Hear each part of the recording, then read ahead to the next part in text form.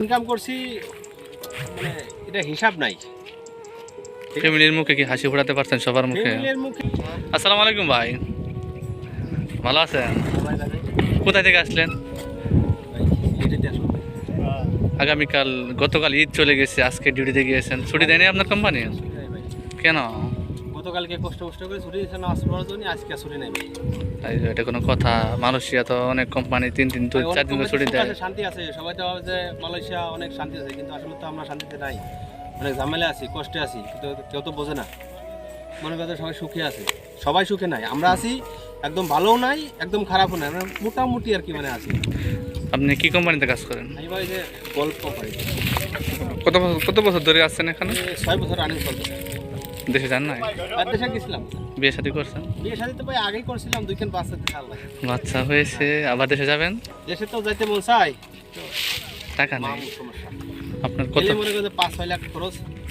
ও আপনার আত্মীয় স্বজন যা আছে, যদি মনে করেন তো কষ্ট করে আপনি যদি কিছু দেন এই দেশে, কিন্তু এটা দিতে আমার ফাটে যায়। আপনার কত বছর হয়েছে এখানে আছেন, কাজ করছেন? 6 বছর চলতেছে। 6 বছর হয়েছে না? কত টাকা ইনকাম করেছেন?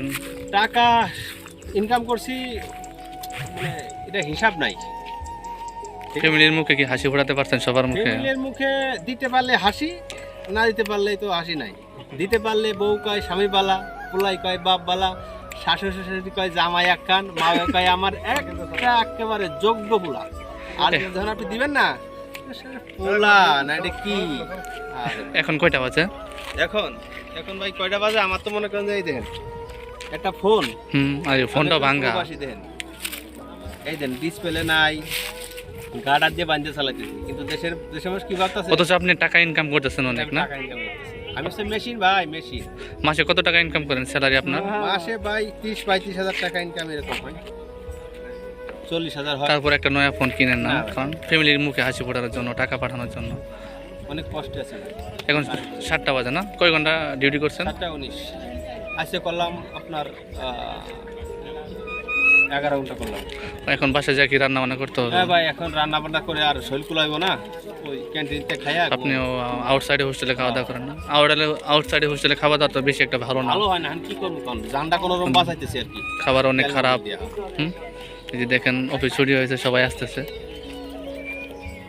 এখন কি দেশে যাওয়ার, একবারে যাওয়ার চিন্তা ভাবনা আছে আপনার? ভাই কইতে পারি না কপালে কি আছে, কতদিন এই কুলুর ঘানি, কতদিন এই ঘাড়ে আছে, নিজে কইতে পারি না। ও যাই হোক, আপনার সাথে কথা বলে আমার অনেক ভালো লাগলো। আমাকে ভালো লাগলো দাদা। আপনার আপনি মনে কিছু নেবেন না? আমার মনই নাই, মনই নাই, এরকম কি নেব? সেটাই, আমি জানি প্রবাসীদের অনেক কষ্ট, আসলে কেউ বোঝে না, ফ্যামিলিরা কেউ বোঝে না, কিন্তু দিনে যে কাজ করতে হয় সেটা আসলে তারা বোঝে না। দেখছেন সেটা সেখানে না দেখানি আসলে, সেটা আসলে ভিডিওটা আপলোড করা হবে আমার ইউটিউব চ্যানেলে, ফেসবুক চ্যানেলে আপলোড করা হবে, বুঝলেন না? আপনার আপত্তি না তাহলে এই ভিডিওটা আমি আপলোড করতে চাই আমার ইউটিউব বা ফেসবুক চ্যানেলে। ভিডিওটা আমার কাছেও দিয়ে আমি বাইতে দিব না। ও, এটা আমার জীবনের প্রথম সাক্ষাৎকার নেওয়া। আপনি আমাকে সাক্ষাৎ? আমার জীবনের প্রথম। তাহলে তা আমি এখন অফিস ছুটি আছে, তাহলে ধন্য। আচ্ছা ধন্য। হ্যাঁ, এটা আমার জীবনের প্রথম, লাইভে প্রথম সাক্ষাৎকার নেওয়া হচ্ছে। আপনার নামটা শুনতে পারি? আমার নাম কোনটা বলবো? বাপ মা যে রাখছে এটা, নাকি আমি নিজে না না, যেটা মা বাবা রাখছে, যেটা সবাই চিনে আপনাকে। আমার নাম হচ্ছে মোহাম্মদ তুহিন মোল্লা। তো আমরা দেশের বাড়ি? দেশের বাড়ি সন্ন্যাই চতনখালী। ওকে, ভালো থাকবেন, সুস্থ থাকবেন, আমিও চলে যাবো এখন। আল্লাহ হাফেজ, আসসালামু আলাইকুম।